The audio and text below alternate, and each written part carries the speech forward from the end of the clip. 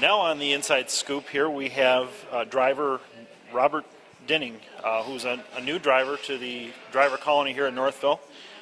First of all, welcome. Thank you very much. Happy to be here. And while you're new here, you're certainly not new to harness racing. You've been driving professionally for 7 years and closing in now on 900 driving victories. Tell us where you're from and how did you get involved in the sport of harness racing?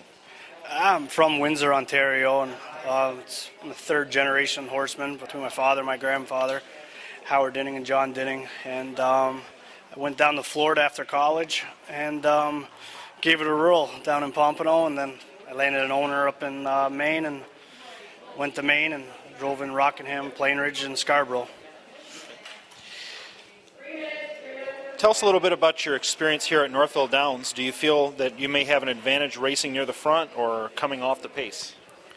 Well, a little bit of both. There's a lot of guys that like the front here, so you got to adjust right now until I get to know everybody and feel more comfortable on the track. But I like forward placing my horses or getting them out early and coming with them. But I think the front end's where to be in the half mile or right away get out and get them in the race. How hard is it for a catch driver to pick up live drives when you move to a new venue such as Northville?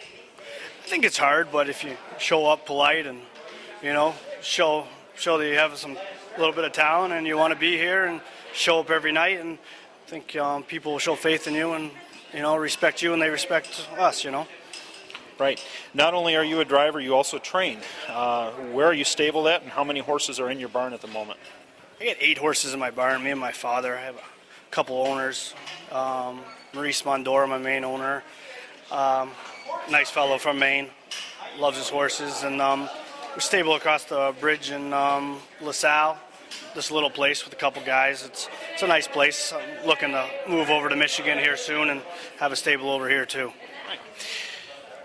Taking a look at a few of the drives you have in the program tonight, let's start in race 6. You have number 4, Blah Blah Blah, who finished second against a similar class last time out. You'll be driving her for the first time. What are your thoughts on that drive tonight? I like that drive. Looks like it's better close up front, but there's a little bit of early speed in there, so maybe I'll save the horse a little bit and try to get a second over trip if I can't get to the front right away. But I think he'll be right there in the mix at the end of everything. Race number 7 now, we look at number 1, the program favorite, Six Gun Galley. He appears to have plenty of early speed and has been second a few of the last 5 races. What are your thoughts on that one? This is a very nice colt, just a little bit green.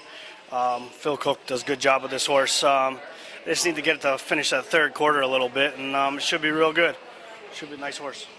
Race number 9, you have number 7, Cruisin' Breeze. She is a morning line long shot. She seems to be always close at the finish. What kind of a trip do you think she will need tonight? That's a good question. I hope they mix it up a little bit early and I can capitalize on late there coming out of the post 7.